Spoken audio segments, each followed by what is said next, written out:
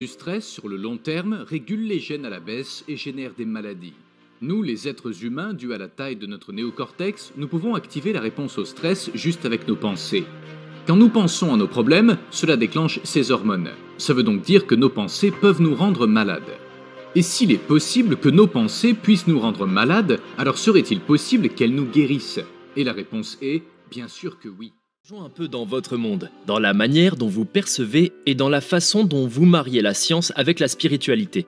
Nous verrons également comment nous créons nos souvenirs et pourquoi nous revivons constamment notre passé. C'est vraiment incroyable. Puis j'aimerais qu'on développe autour de l'idée que nous sommes faits de nos habitudes. Qu'est-ce que ça veut dire? Que signifie l'habitude d'être vous?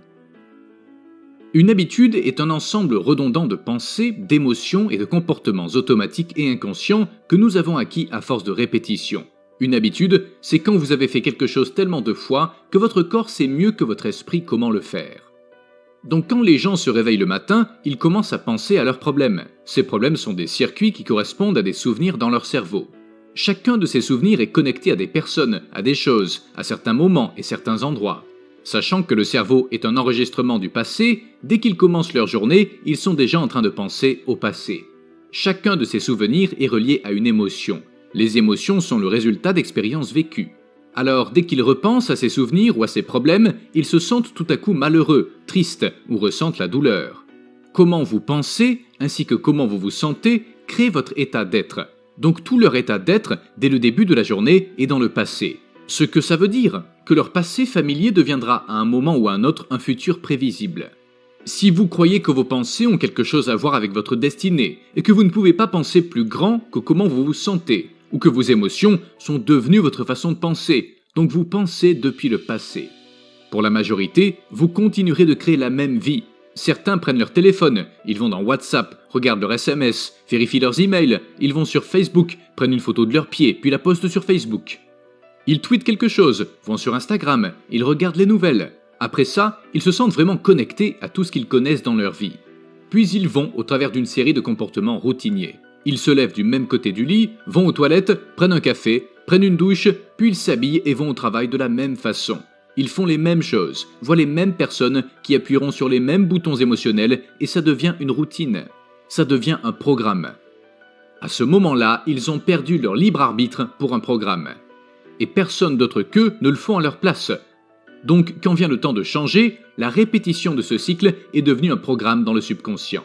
95% de qui nous sommes quand nous avons 35 ans est un ensemble mémorisé de comportements, de réactions émotionnelles, d'habitudes inconscientes, d'attitudes, de croyances et de perceptions qui fonctionnent comme des programmes informatiques. Donc la personne peut toujours utiliser les 5% de son esprit conscient pour se dire « je veux être en bonne santé, je veux être heureux, je veux être libre ». Mais le corps fonctionne à partir de programmes complètement différents. Dans ce cas, comment pouvons-nous changer? Nous devons d'abord aller au-delà de l'esprit analytique, car c'est ce qui sépare l'esprit conscient de l'esprit subconscient. C'est là que la méditation entre en jeu, car quand nous enseignons aux gens comment s'entraîner à modifier et ralentir leurs ondes cérébrales, quand ils le font correctement, ils entrent dans le système opérateur dans lequel ils peuvent commencer à faire certains changements. Mais la plupart des gens attendent qu'il y ait une crise, un traumatisme, une maladie ou un diagnostic avant de le faire. Ils attendent de perdre quelque chose ou qu'il y ait une tragédie avant de se décider à changer. Mon message est, pourquoi attendre? Vous pouvez apprendre à changer dans un état de douleur et de souffrance, ou vous pouvez apprendre à changer dans un état de joie et d'inspiration. Et je pense que de nos jours, les gens commencent à se réveiller. C'est très intéressant. Et l'une des choses pour lesquelles ce que vous dites peut être vraiment puissant pour une personne, c'est quand vous parlez de traumatisme. Vous parlez de traumatisme, vous parlez de comment les gens font l'expérience d'un événement traumatisant, de comment ils continuent de le revivre en boucle et de l'impact que ça peut avoir à long terme. Mais pourquoi est-ce si difficile de surmonter un traumatisme? Plus la réaction émotionnelle à une expérience vécue est intense, plus le quotient émotionnel est élevé et plus vous prêtez attention à la cause. Et dès que le cerveau pose toute son attention sur la cause, il prend une photo. C'est ce qu'on appelle un souvenir. La mémoire à long terme est créée à partir d'expériences très chargées émotionnellement. Ce qu'il se passe ensuite, c'est que la personne pense dans les limites des circuits neurologiques liés à cette expérience, et elle ressent les choses dans les limites émotionnelles liées à cette émotion. Donc nous réagissons émotionnellement à quelqu'un ou à quelque chose. Et la plupart des gens pensent qu'ils ne peuvent pas contrôler leurs réactions émotionnelles, mais il s'avère que si vous permettez à cette réaction émotionnelle de se produire, ce qu'on appelle la période réfractaire peut durer de plusieurs heures à plusieurs jours. C'est ce qu'on appelle l'humeur. Si je demande à quelqu'un « Pourquoi es-tu de mauvaise humeur ?», il me dira « Il s'est passé telle chose il y a 5 jours et j'ai une longue réaction émotionnelle ». Si vous gardez cette réaction émotionnelle durant des semaines ou des mois, c'est ce qu'on appelle le tempérament. Pourquoi est-il aussi aigri ? Je ne sais pas, demandons-lui. Pourquoi es-tu aussi aigri ? Oh, il m'est arrivé telle chose il y a 9 mois. Et si vous continuez de maintenir cette réaction émotionnelle durant des années, au final, on appellera ça un trait de personnalité. Alors, apprendre à réduire la période réfractaire de vos émotions réactionnelles, c'est là que le travail commence.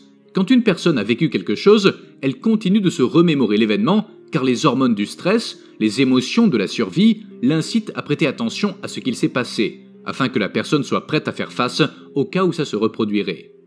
Nous savons aujourd'hui que la plupart des gens passent 70% de leur temps de vie dans la survie et le stress. Ils passent leur temps à anticiper les pires scénarios catastrophes en se basant sur leurs expériences passées.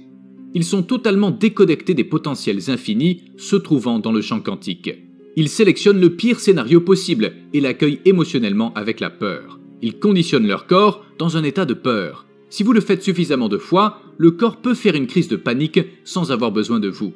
Vous ne pouvez même pas le prévoir car c'est programmé inconsciemment. Donc, quand vous demandez à une personne « Pourquoi es-tu comme ça ?», elle vous dira qu'elle est comme ça à cause de cet événement qui lui est arrivé il y a 15 ou 20 ans. Ce qu'elle vous dit d'un point de vue biologique, c'est qu'elle n'a pas réussi à changer depuis cet événement. Les émotions engendrées par l'expérience donnent au corps et au cerveau un afflux d'énergie. Les gens deviennent accros à ces afflux d'énergie liés à ces émotions et ils utilisent les problèmes et les conditions de leur vie pour réaffirmer leurs limites car ça leur permet de ressentir quelque chose. Mais quand vient le temps de changer, si vous demandez à la personne « Pourquoi es-tu comme ça ?», chaque fois qu'elle se rappelle l'événement, elle recrée la même chimie interne dans son corps et dans son cerveau comme si elle revivait l'événement. Elle active et connecte les mêmes circuits et libère la même signature émotionnelle dans son corps. En quoi est-ce pertinent ? Le corps et l'esprit inconscient. Il ne fait pas la différence entre l'émotion créée par une expérience réelle et une émotion créée par la pensée. Le corps croit donc revivre la même expérience passée 24 heures sur 24, 7 jours sur 7, 365 jours par an. Et quand ces émotions influencent certaines pensées, et que ces pensées génèrent les mêmes émotions, puis que ces mêmes émotions génèrent les mêmes pensées, maintenant tout l'état d'être de la personne est dans le passé. Donc, en ce qui concerne le changement, le plus dur est de ne pas faire le même choix que vous avez fait hier, c'est tout. Dès l'instant où vous décidez de faire un choix différent, soyez prêt, car cela risque d'être inconfortable. Ça risque d'être difficile. Pourquoi est-ce que c'est aussi inconfortable ? Est-ce que c'est dû au fait que les neurones qui s'activent ensemble se connectent ensemble ? Ce qui renforce cette boucle ? Car vous l'avez parfaitement décrit. La rapidité avec laquelle les neurones se connectent dans le cerveau. Je vous ai vu présenter des vidéos qui démontrent à quel point ces connexions se produisent rapidement. C'est quelque chose d'incroyable. Est-ce la raison pour laquelle c'est aussi inconfortable ? Je pense que la raison principale est que nous continuons d'activer et de connecter ces circuits, ce qui finit par les renforcer au final. Nous avons une pensée et le programme se lance. Mais c'est surtout l'émotion qui suit cette pensée. Si vous avez une pensée effrayante, vous ressentirez de l'anxiété. Dès que vous ressentez de l'anxiété, votre cerveau vérifie votre corps et lui dit « En effet, tu es plutôt anxieux ». Vous commencez donc à avoir d'autres pensées correspondantes à cet état émotionnel. La répétition de ce cycle conditionne le corps à devenir l'esprit. Alors quand vient le temps de changer, la personne entre dans la rivière du changement. Elle fait un choix différent, et tout d'un coup, elle ne se sent plus pareille.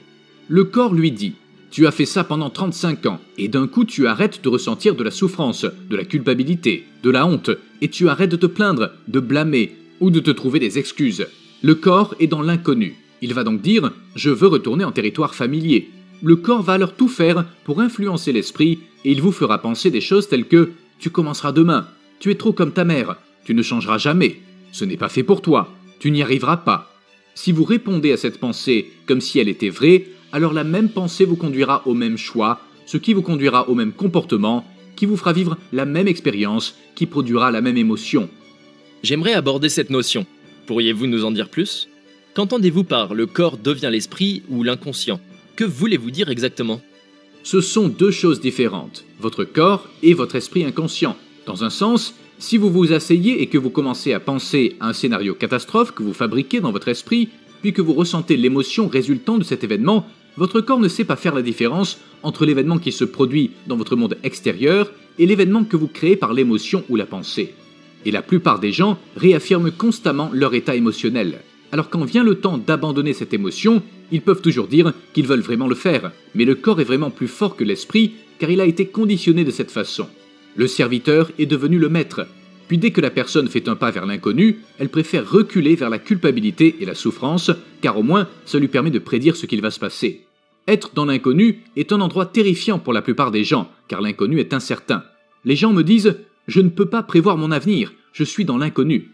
Je leur réponds toujours « La meilleure façon de prédire votre avenir, c'est de le créer. Non pas depuis le connu, mais depuis l'inconnu. Quelles pensées voulez-vous activer et connecter dans votre cerveau? Quel comportement voulez-vous démontrer? Le fait de fermer les yeux et de se répéter mentalement l'action. La répétition de ce que vous voulez? Bien sûr, la répétition de ce que vous voulez, en fermant les yeux et en répétant mentalement certaines actions. Si vous êtes vraiment présent, le cerveau ne fera pas la différence entre ce que vous imaginez et ce que vous expérimentez dans le monde réel. Vous commencerez à installer les circuits neurologiques dans votre cerveau pour qu'ils soient câblés comme si l'expérience s'était réellement produite. Maintenant, votre cerveau n'est plus un enregistrement du passé, c'est devenu une carte du futur. Et si vous continuez de l'activer de cette manière, les circuits deviennent un programme. Et qui sait, vous pourriez commencer à vous comporter comme une personne heureuse. Mais je pense que la partie la plus difficile reste d'enseigner émotionnellement au corps à quoi le futur ressemblera et ce que l'on ressentira avant que l'expérience ne se produise. Ce que ça veut dire, vous ne pouvez pas attendre de réussir pour vous sentir à la hauteur. Vous ne pouvez pas attendre la richesse pour vous sentir abondant. Vous ne pouvez pas attendre une nouvelle relation pour ressentir l'amour ou la guérison pour vous sentir complet. Ça, c'est l'ancien modèle de la réalité de cause à effet. Attendre que quelque chose à l'extérieur de nous change pour que nous puissions changer comment nous nous sentons intérieurement.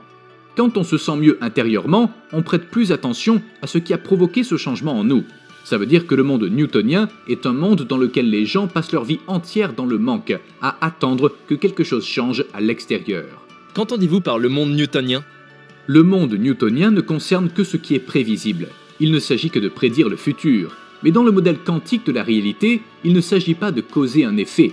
Dès que vous commencez à vous sentir abondant ou digne, vous générez de la richesse. Dès que vous vous sentez à la hauteur et que vous le ressentez, vous vous dirigez vers votre réussite. Dès que vous vous sentez complet, la guérison commence. Et quand vous vous aimez vous-même et que vous aimez la vie entière, vous créez un équivalent et maintenant vous provoquez un effet. Je pense que c'est la différence entre vivre comme une victime en disant constamment « je suis comme ça à cause de cette personne, de cette chose ou de cette expérience. Ils m'ont fait penser et me sentir comme ça ». Quand vous changez de perspective, vous devenez le créateur de votre vie.